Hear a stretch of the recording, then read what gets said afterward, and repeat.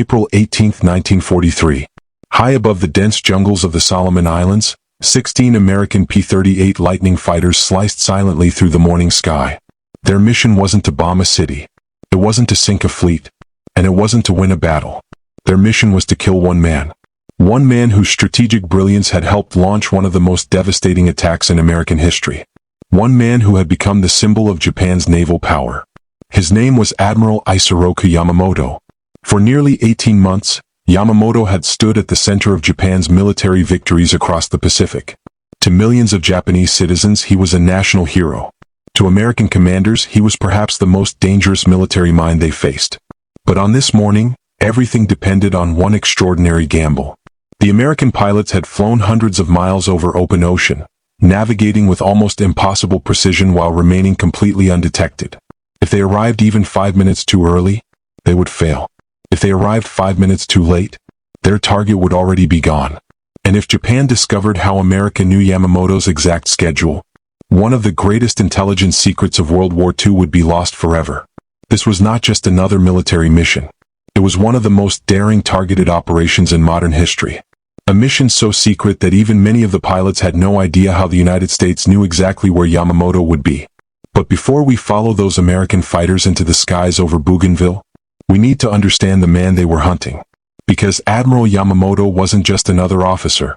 He was the architect of an empire's greatest victories, and in many ways, the man who predicted Japan's ultimate defeat. Chapter 2.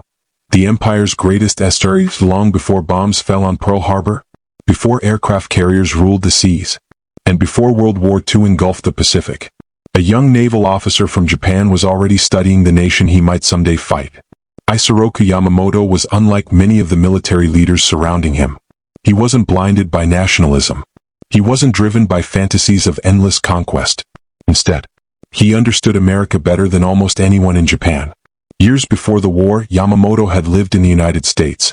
He studied at Harvard University. He traveled across America. He visited factories, oil refineries, industrial centers, and shipyards. What he saw left a permanent impression. America wasn't simply another country. It was an industrial giant. Its factories could produce ships, airplanes, tanks, and weapons on a scale few nations could match. While many Japanese leaders believed American society had become weak and unwilling to fight, Yamamoto believed the exact opposite. He warned Japan's political leadership repeatedly. If war came with the United States, Japan would need to win quickly. Because if America fully mobilized, Japan would eventually lose. His famous warning echoed throughout military circles. I can run wild for 6 months, perhaps a year. After that, I have no confidence. History would prove those words remarkably accurate. Ironically, the man who understood America's strength better than anyone would also become the mastermind behind the attack that brought America into the war. By 1941, tensions between Japan and the United States had reached dangerous levels. Japan needed oil, needed resources, needed territory. Economic sanctions imposed by America threatened Japan's expansion throughout Asia. Military leaders increasingly argued that conflict had become unavoidable. Yamamoto wasn't eager for war. But if war was inevitable, he believed Japan had only one chance. Strike first, strike hard, and destroy America's Pacific Fleet before it could respond. The plan shocked even many Japanese officers. It involved 6 aircraft carriers crossing thousands of miles of open ocean in complete secrecy. Hundreds of aircraft, months of planning, perfect coordination. If it succeeded, Japan could dominate the Pacific before America recovered. If it failed, the consequences would be catastrophic. On the morning of December 7, 1941, the world received its answer. American sailors at Pearl Harbor awoke to the roar of aircraft overhead. Minutes later, battleships exploded. Airfields burned. Smoke covered the Hawaiian sky. More than 2,400 Americans lost their lives. Across Japan, celebrations erupted. The operation had exceeded expectations. Yamamoto became a national legend almost overnight. His portrait appeared in newspapers.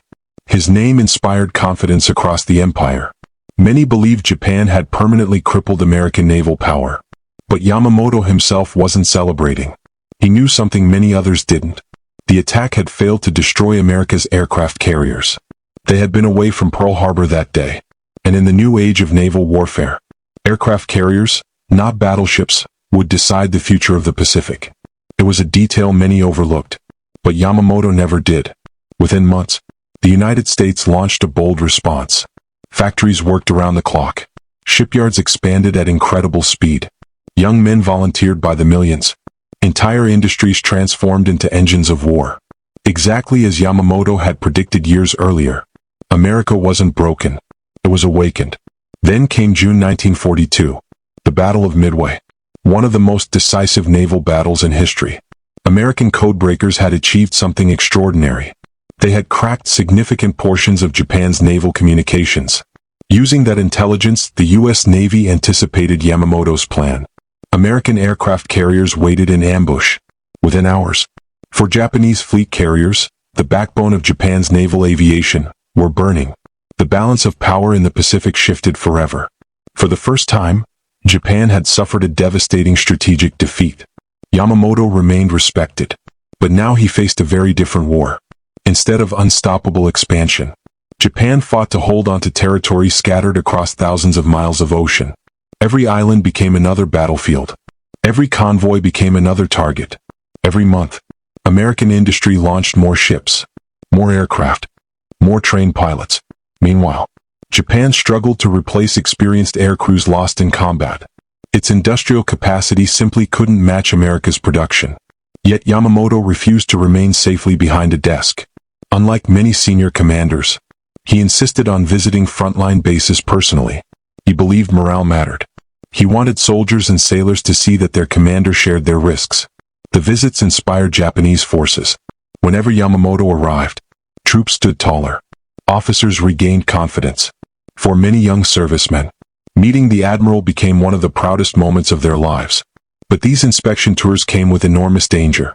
Traveling between isolated island bases required aircraft, long flights, predictable routes, limited escort protection. And in wartime, predictability could become deadly. Far away, inside secure rooms hidden from public view, American cryptographers continued their silent war. Unlike soldiers carrying rifles, their weapons were mathematics, patterns, patience, and secrets. Day after day, they intercepted Japanese radio traffic. Most messages appeared meaningless. Strings of coded numbers, encrypted phrases, random symbols. But slowly, the puzzle pieces began fitting together. Then one morning, an intercepted message arrived that would change history. It contained travel details, departure times, aircraft assignments, exact locations, exact minutes. It described the upcoming inspection trip of one very important passenger, Admiral Isoroku Yamamoto.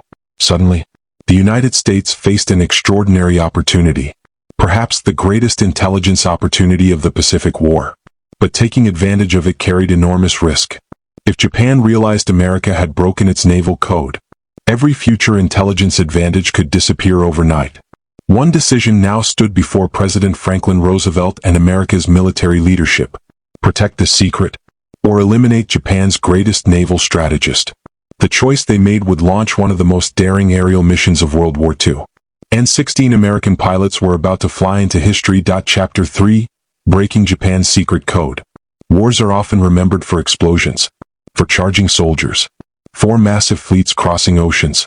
But some of history's greatest victories begin in complete silence, far away from the battlefield, inside cramped offices, where the only weapons are pencils, paper, and brilliant minds. While American Marines fought through jungles across the Pacific, another battle was unfolding behind locked doors. A battle against mathematics. Every day, Japanese military radio operators transmitted thousands of encrypted messages. Orders, supply requests, fleet movements, flight schedules. To anyone listening, the signals sounded like meaningless strings of numbers and letters. But to America's codebreakers, every transmission was another clue. Months before Yamamoto's final flight, teams working under the U.S. Navy's cryptographic program had made remarkable progress against Japan's most important naval code, known to the Americans as JN-25. It wasn't completely broken. Far from it. Many messages remained impossible to read. But each intercepted transmission revealed another small piece of the puzzle. Like assembling a giant jigsaw puzzle with half the pieces missing. The work demanded extraordinary patience. One wrong assumption could send analysts in the wrong direction for weeks. Yet every successful breakthrough gave the United States a priceless advantage. Sometimes they learned where a convoy was headed. Sometimes they discovered the location of an enemy fleet. Sometimes they learned exactly what Japanese commanders planned to do next. One intercepted message had already helped America achieve one of the greatest naval victories in history, the Battle of Midway. Now, another message was about to arrive, one that seemed ordinary at first. It described an upcoming inspection tour. Nothing unusual. Senior commanders often traveled between island bases, but as analysts continued decoding the message, the details became astonishingly specific. Departure airport, arrival airport, aircraft type, escort fighters, exact takeoff time, estimated landing time, even the minute-by-minute schedule. Then came the name, Admiral Isoroku Yamamoto. The room reportedly fell silent. Everyone understood what they were looking at. This wasn't just another intelligence report. This was the complete travel itinerary of Japan's most famous military commander. One officer quietly asked the obvious question. Can this be real? The analyst checked everything again. Every number, every translation, every coordinate, again and again. The conclusion remained the same. Unless Yamamoto changed his plans, the United States knew exactly where he would be, days before he got there. But information alone doesn't win wars. Someone has to decide what to do with it. The decoded message quickly reached America's highest military leaders. Within hours, a debate unlike any other began. Some commanders immediately recognized the opportunity. Yamamoto wasn't simply another admiral. He commanded Japan's combined fleet. He was admired throughout the Japanese military. His leadership inspired confidence across the Pacific. Removing him could deal a devastating psychological blow to Japan. Others hesitated, not because they doubted the mission, because they feared something even more valuable could be lost.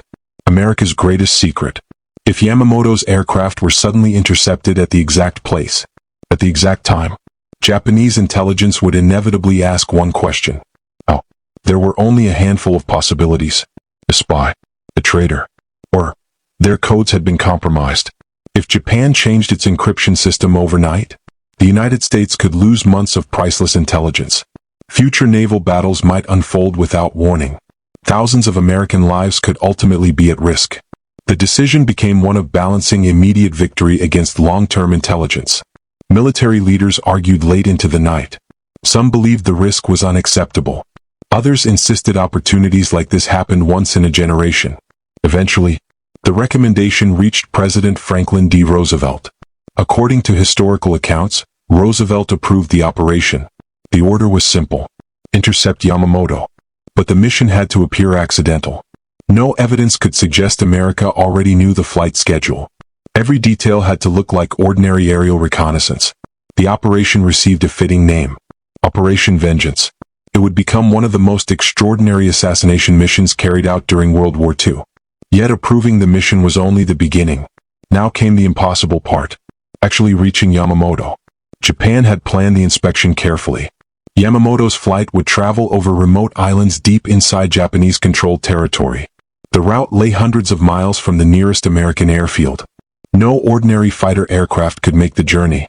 Even if they could, navigation over endless ocean presented another nightmare. There were no GPS satellites, no digital maps, no electronic navigation systems. Pilots relied on compasses, stopwatches, fuel calculations, dead reckoning. One tiny navigational error, just a few degrees, could leave an entire squadron hopelessly lost over the Pacific. There would be no emergency landing strips, no rescue ships waiting below, only open ocean stretching to every horizon. The mission demanded extraordinary precision, and there was only one aircraft in the American arsenal capable of attempting it: the Lockheed P-38 Lightning. Twin engines, long range, heavy firepower. Unlike many fighters of the era, the P-38 could travel the enormous distance required. But even the Lightning would need additional fuel tanks. And even then, the pilots would return with almost nothing left in their tanks. The slightest delay, the wrong turn, unexpected combat, could mean running out of fuel before reaching home. Operation Vengeance wasn't simply dangerous. It bordered on impossible. Yet volunteers stepped forward anyway, because they understood exactly what was at stake. One successful interception could alter the course of the Pacific War. Chapter 4: Operation Vengeance begins. The men chosen for Operation Vengeance knew they had been assigned something extraordinary. They simply didn't know everything. To protect the intelligence secret, most pilots weren't told exactly how Yamamoto's itinerary had been discovered. They only knew the information was reliable. Very reliable. The briefing room remained tense. Maps covered the walls. Officers pointed to tiny islands scattered across the South Pacific. One route. One intercept point. One chance. The navigation plan bordered on mathematical perfection. The squadron would fly barely above the ocean. Sometimes less than 50 feet above the waves. Flying that low helped avoid Japanese radar. But it created another danger. There would be almost no margin for error. A moment of distraction. Unexpected turbulence. One mistake, and an aircraft could slam into the sea at hundreds of miles per hour. Every pilot memorized the route. Compass headings. Estimated times. Fuel consumption. Emergency procedures. No radio chatter unless absolutely necessary. Silence would be their greatest protection. Then came the final instruction. Timing. Everything depended on timing. They weren't searching the skies. They weren't hunting randomly. They intended to arrive at one precise location. At one precise minute, where Yamamoto's aircraft was expected to appear. If calculations were even slightly wrong, the target would never be seen. As one navigator later reflected, the mission became less like aerial combat, and more like solving an enormous equation across hundreds of miles of ocean. Outside, ground crews prepared 18 P-38 Lightnings. Every aircraft underwent meticulous inspection. Fuel tanks secured.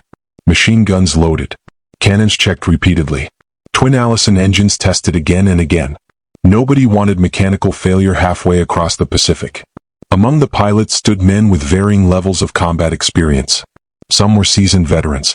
Others had never imagined they would participate in a mission destined for history books. No speeches. No dramatic promises. Just quiet professionalism. One pilot later remembered the strange calm before takeoff. Everyone understood the danger. Yet nobody wanted to be replaced. Because missions like this never happened twice. The distance alone seemed unbelievable. Nearly 600 miles to the interception point. Then hundreds more back to base. At maximum range. Across empty ocean. Without navigation beacons. Without radar guidance. Without rescue. Fuel became the invisible enemy. Pilots constantly calculated consumption rates in their heads. Every unnecessary maneuver wasted precious gasoline. Every minute mattered. The mission schedule allowed almost no flexibility. If headwinds proved stronger than expected, fuel reserves could disappear. If Japanese fighters forced a prolonged dogfight, returning home might become impossible. Even victory carried enormous risk. As dawn brightened the horizon, engines roared to life, one after another. Twin propellers blurred into silver circles. Ground crews stepped back. Pilots exchanged final glances. Some smiled. Others stared silently toward the endless Pacific. No one knew whether they would return. The lead aircraft rolled onto the runway. Then another. Then another. Heavy with fuel. Heavy with expectation. One by one, the P-38 Lightnings lifted into the morning sky. Almost immediately, they descended until they were skimming just above the waves. From above, they were almost invisible. From below, the aircraft looked impossibly close to the ocean's surface. Hour after hour, they flew in disciplined silence. No unnecessary movement. No radio conversations. Only engine noise, compass readings, and the constant awareness that somewhere ahead, Japan's greatest admiral was following his own carefully planned schedule, completely unaware that 16 American fighters were racing toward him. By now, every second counted. Every mile brought the two groups closer together. Neither side had seen the other. Yet history was already pulling them toward the same patch of sky. And within minutes, the silence over the Solomon Islands would explode into one of the most famous aerial encounters of World War II. Chapter 5, The Longest Fighter Mission. At 7:25 in the morning, the 16 American P-38 Lightnings were already hundreds of miles from Guadalcanal. Below them, nothing but open ocean. Above them, a clear tropical sky. There were no landmarks, no radio beacons, no radar guidance. Only a compass, a stopwatch, and the skill of the pilots flying one of the most demanding missions of the Pacific War. Every minute had been calculated long before the engine started. The formation wasn't simply flying toward an enemy. It was flying toward a single point in space. at a single moment in time. If their calculations were wrong by even a few minutes, the mission would likely fail. Flying at extremely low altitude came with serious risks. The pilots remained just above the waves to reduce the chance of being detected by Japanese radar. From a distance, their aircraft blended into the sea. But one unexpected swell, one lapse in concentration, could send a fighter crashing into the water. Hour after hour, the formation maintained strict radio silence. No unnecessary conversations. No changes in formation. Only the constant roar of twin engines and the occasional glance at the instruments. Every pilot understood that fuel was just as dangerous an enemy as the Japanese. The P-38 Lightning was one of the few American fighters capable of making such a long journey, thanks to its twin engines and external fuel tanks. Even so, there was almost no margin for error. Any extended dogfight, a navigational mistake, or unexpected weather could leave the pilots without enough fuel to return home. Far ahead, over the islands of Bougainville, Admiral Isoroku Yamamoto was following his own carefully planned itinerary. His inspection tour reflected his leadership style. Rather than remaining far behind the front lines, Yamamoto regularly visited forward bases to inspect conditions and encourage personnel. To many Japanese servicemen, seeing the commander of the combined fleet in person was a powerful boost to morale. On the morning of April 18, 1943, he departed from Rabaul aboard a twin-engine Mitsubishi G4M bomber, escorted by Japanese fighter aircraft. His schedule was famously punctual. That reputation for precision, admired by those who served under him, would also make the interception possible. As the American fighters continued westward, their navigator repeatedly checked the clock. Every heading, every estimated speed, every minute had to match the original calculations. There would be no second opportunity. Behind the pilots lay hundreds of miles of empty ocean. Ahead lay one of the most consequential aerial encounters of the Pacific War. Time seemed to move differently inside the cockpit. The steady vibration of the engines, the smell of fuel, the endless blue horizon. For long stretches, nothing appeared to change. Some pilots later recalled that the flight felt almost unreal. They were traveling enormous distances without seeing another aircraft or ship. Yet every passing minute increased the likelihood that somewhere ahead, another formation was approaching from the opposite direction. Unknown to either side, the distance separating them was shrinking rapidly. The mathematics of navigation were bringing them together. Not by chance, but by design. As the formation approached the Solomon Islands, the scenery finally began to change. Green mountains rose from the ocean. Dense tropical forests covered the landscape. Clouds gathered around volcanic peaks. The pilots climbed slightly to improve visibility while remaining alert for enemy aircraft. Every eye scanned the horizon. Every shadow in the sky demanded attention. The timing had to be nearly perfect. If the decoded intelligence was accurate, the Japanese aircraft should appear within minutes. If not, hundreds of miles of flying would end in disappointment. The American formation continued toward the planned interception point. The clock ticked forward. 1 minute, then another. No aircraft. No movement. Only silence. Some pilots later admitted they wondered whether the intelligence had been wrong. Perhaps Yamamoto had changed his departure time. Perhaps weather had delayed the flight. Perhaps the entire mission had been built upon faulty information. Then, one pilot noticed something in the distance. Tiny dark shapes against the bright morning sky. At first they seemed almost invisible. Moments later, there was no doubt. Aircraft. Exactly where the navigation plan predicted they would be. The calculations had worked. The code breakers had been right. After flying hundreds of miles across open ocean, the two formations had arrived at nearly the exact same point, at nearly the exact same second. It was one of the most remarkable feats of aerial navigation achieved during the Second World War. Chapter 6. Into the Jungle Skies. The Japanese formation was relatively small. It consisted of two Mitsubishi G4M bombers carrying senior officers, including Admiral Yamamoto, accompanied by a group of escort fighters. From the Japanese perspective, this was a routine inspection flight. There was no indication that American fighters were waiting. The weather was favorable. Visibility was good. The schedule was proceeding as planned. Then everything changed. The American pilots began their attack. Following their mission plan, part of the formation moved toward the bombers while others positioned themselves to engage the escorting fighters. Within moments, the quiet morning sky erupted into a fast-moving aerial battle. Japanese escort pilots reacted immediately, turning to defend the bombers. The encounter unfolded in seconds. Aircraft maneuvered sharply through the tropical sky. Pilots on both sides relied on training, discipline, and split-second decisions. Combat in the Pacific often happened at tremendous speed. There was little time to think. Success depended on positioning, awareness, and experience. The American objective was clear: intercept the flight before it could escape. The Japanese objective was equally clear: protect the bombers carrying senior commanders. The engagement quickly became chaotic. Fighters climbed, turned, and dove while trying to gain an advantage. Against the backdrop of dense jungle and towering mountains, visibility changed constantly. Smoke, sunlight, and rapid movement made identifying friend from foe increasingly difficult. For the men involved, the encounter lasted only minutes. During the engagement, one of the Japanese bombers carrying Admiral Yamamoto was hit. It descended into the jungle below, where it crashed in a heavily forested area. The second bomber also came under attack and crashed elsewhere after attempting to continue its flight. Although the fighting itself was brief, the consequences extended far beyond the battlefield. The American fighters, having completed their mission, faced another challenge.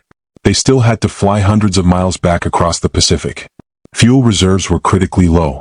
Several pilots worried constantly about whether they would reach friendly territory.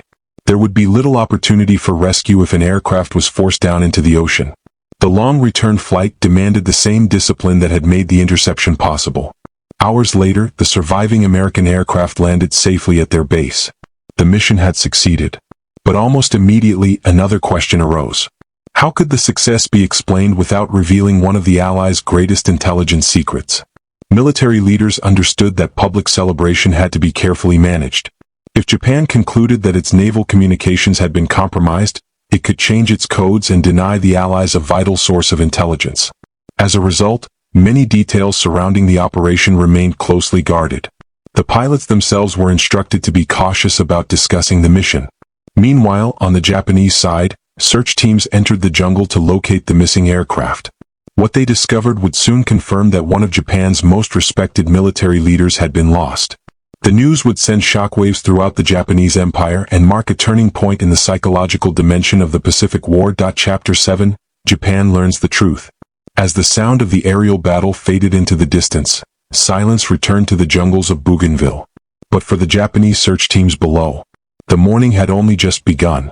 Radio contact with Admiral Yamamoto's aircraft had been lost. At first, commanders hoped it might have made an emergency landing. Perhaps the bomber had escaped into the clouds. Perhaps communications had simply failed. Yet as the hours passed, hope slowly gave way to concern. Search aircraft scanned the dense rainforest. Ground patrols pushed through tangled vines and steep hills. Eventually, one patrol discovered broken branches leading deep into the jungle. The path ended at the wreckage of a Mitsubishi G4M bomber. The aircraft had crashed with tremendous force. Pieces of the fuselage were scattered among the trees. Smoke still drifted upward through the tropical canopy. Nearby, members of the crew had lost their lives in the crash. Not far from the wreckage, searchers found Admiral Isoroku Yamamoto. His body was recovered near the crash site. Accounts from those present described him as still seated upright against the base of a tree, wearing his uniform and white gloves, though historians have debated some details over the years.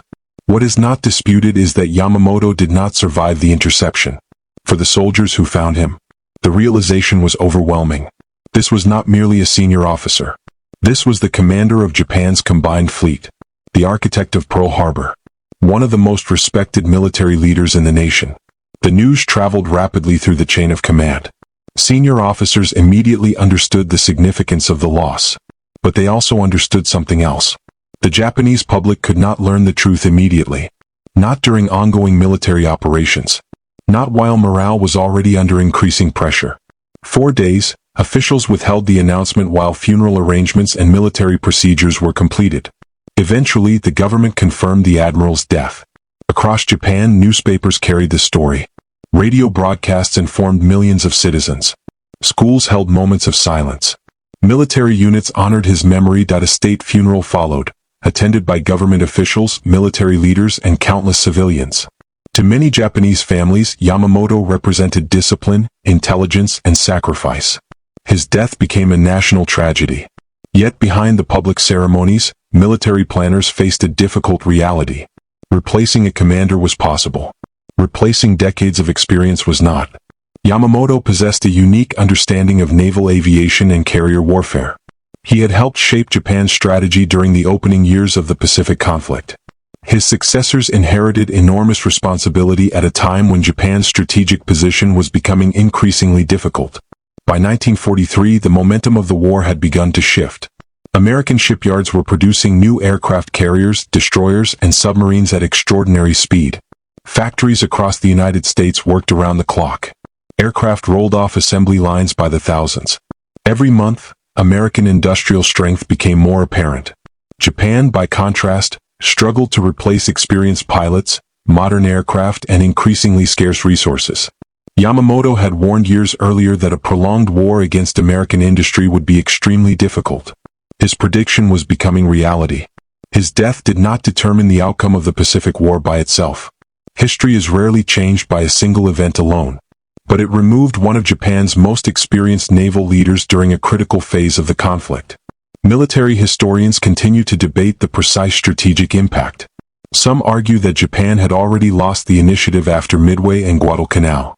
Others believe Yamamoto's leadership might have influenced later operations, even if it could not reverse the broader balance of power. What remains beyond dispute is the symbolic impact. Both nations understood that something extraordinary had occurred. Chapter 8. America's best kept. All Japan mourned one of its most celebrated admirals.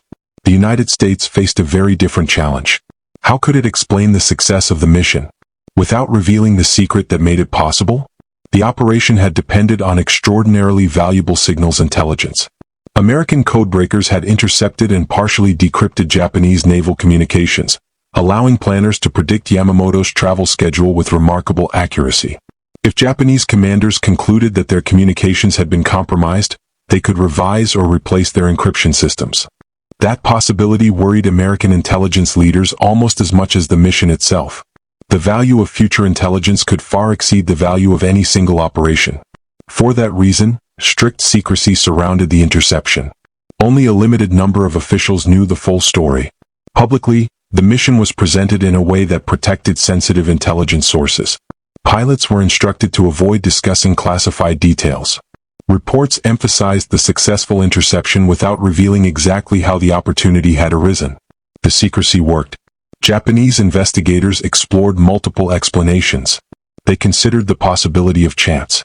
They examined operational security. They searched for potential information leaks.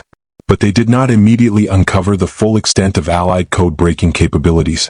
That preserved one of the Allies' greatest advantages in the Pacific. Throughout the remainder of the war, signals intelligence continued to assist Allied commanders in understanding Japanese naval movements and operational planning. The battle between code makers and code breakers never truly stopped. Every new encryption method invited another effort to solve it. Every intercepted transmission represented another contest of intellect. The Pacific War was fought not only with ships and aircraft, but also with mathematics, linguistics, engineering, and careful analysis.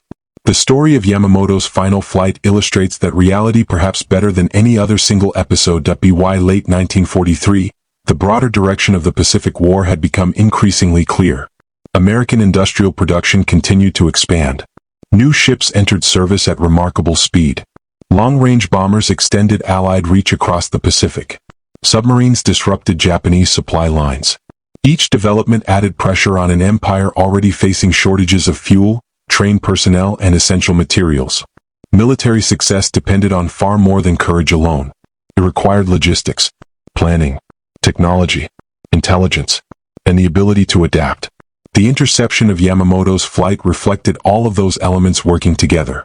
It was not the result of luck alone, nor was it the work of a single pilot or a single codebreaker. It depended on thousands of people performing very different roles. Cryptanalysts interpreting encrypted messages, intelligence officers evaluating information, navigators calculating precise routes, ground crews preparing aircraft, pilots executing a demanding long-range mission. Each contribution mattered. History often remembers dramatic moments, but those moments are usually built upon months or years of preparation behind the scenes.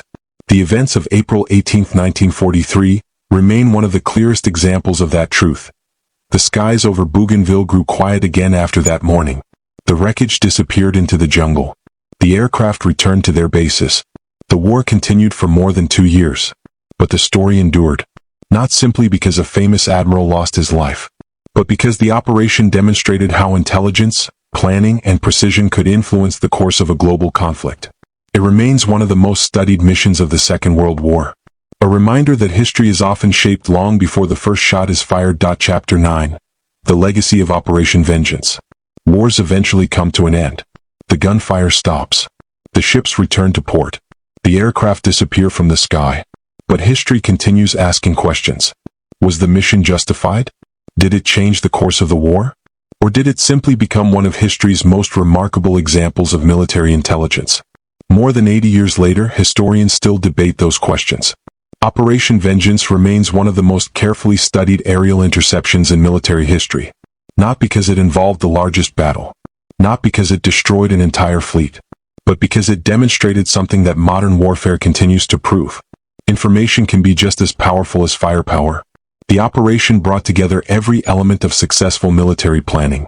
Signals intelligence, cryptography, navigation, aircraft engineering, pilot training, logistics, and extraordinary coordination.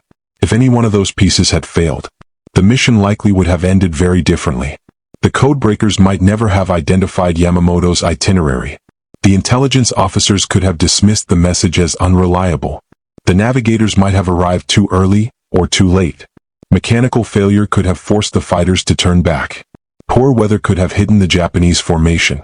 History often appears inevitable when viewed from the future. But in reality, it is shaped by countless moments where success depends on preparation meeting opportunity. Operation Vengeance was one of those moments. Military academies around the world continue to study the mission today. Not because it provides a simple formula for victory, but because it illustrates how intelligence can influence strategic decision-making. The operation is often discussed alongside other famous examples of wartime code-breaking. It reminds military planners that collecting information is only part of the challenge. Information must also be interpreted correctly, protected carefully, and acted upon at exactly the right time. One mistake can erase months of work. One careless decision can reveal an intelligence source. In 1943, American leaders faced precisely that dilemma. They sought to accomplish the mission while preserving the secrecy of their intelligence capabilities. That balancing act became one of the defining features of wartime intelligence operations. For Admiral Isoroku Yamamoto, history offers a more complicated legacy. He remains one of Japan's most respected naval commanders, a strategist admired for his understanding of naval aviation, a leader who recognized the growing importance of aircraft carriers long before many of his contemporaries. Ironically, he also understood the industrial strength of the United States better than almost anyone else in Japan. Years before Pearl Harbor, he warned that a prolonged conflict against America would be extremely difficult to sustain. His prediction proved remarkably accurate. Although he planned and directed the attack on Pearl Harbor, many historians note that he had privately expressed concerns about the long-term consequences of war with the United States. Those concerns did not prevent the conflict, but they reveal the complexity of historical figures. Leaders often operate within political and military systems far larger than themselves. Yamamoto's story reflects those tensions. He was both an innovator and a realist, a commander celebrated for bold strategy, and a man who understood the immense challenges facing his nation. Chapter 10. The Lessons of the Pacific WWII. Today, the Pacific Ocean looks peaceful. Commercial ships cross the same waters where fleets once battled. Passenger aircraft fly safely over islands that were once front lines. Many of the jungles that witnessed fierce fighting have reclaimed the traces of war. Nature has moved forward. History remains. The story of Yamamoto's final flight is not simply about one mission. It is about the changing nature of warfare. World War II transformed military strategy forever. Battleships gave way to aircraft carriers. Radio communications became as important as artillery. Intelligence emerged as one of the most decisive elements of modern conflict. Victory increasingly depended not only on courage, but on technology, planning, industrial production, and the ability to understand an opponent. The events of April 18, 1943, brought all of those factors together in a single operation. For the American pilots, it was an extraordinarily demanding mission requiring precision over vast distances. For the intelligence teams, it represented the culmination of months of painstaking analytical work. For Japan, It marked the loss of one of its most experienced naval leaders during a critical period of the war. Yet no single operation determined the outcome of World War II. The Pacific conflict continued for more than 2 years after Yamamoto's death. Major battles still lay ahead. The Philippines, Iwo Jima, Okinawa. Countless lives would continue to be affected before peace finally returned. History rarely turns on one event alone. Instead, it unfolds through thousands of interconnected decisions made by individuals across every level of society. Generals, pilots, engineers, factory workers, codebreakers, sailors. Each contributed to outcomes that no single person could fully control. One of the enduring lessons of this story is the importance of preparation. The interception over Bougainville was not the product of chance. It resulted from disciplined planning, technical expertise, and careful execution. Those principles remain relevant far beyond the battlefield. Whether in science, engineering, emergency response, or exploration, success often depends on the unseen work completed long before the critical moment arrives. History also reminds us of the human cost of conflict. Behind every operation are individuals with families, hopes, and responsibilities. World War II affected millions across every continent. Its legacy continues to shape international relations, military doctrine, and historical scholarship.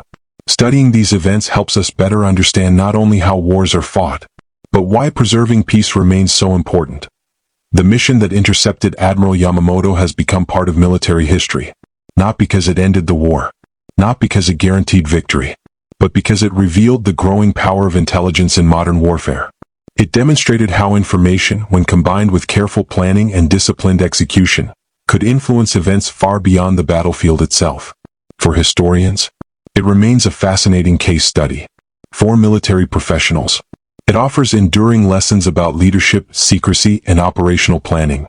And for all of us, it serves as a reminder that history is rarely simple. It is shaped by people making difficult decisions under extraordinary circumstances. Some decisions are celebrated. Others remain controversial.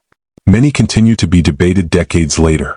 That is the nature of history. On one April morning in 1943, two groups of aircraft followed carefully planned routes toward the same point in the sky. One carried a celebrated admiral. The other carried a mission shaped by intelligence, precision, and months of preparation. Their encounter lasted only minutes. Its historical significance has lasted generations. More than 80 years later, the story continues to remind us that behind every famous battle lies another struggle. The struggle to gather knowledge, to make difficult decisions, and to understand the consequences that follow. Because history is not only written by those who fight, it is also written by those who decode, who calculate, who prepare, and who remember.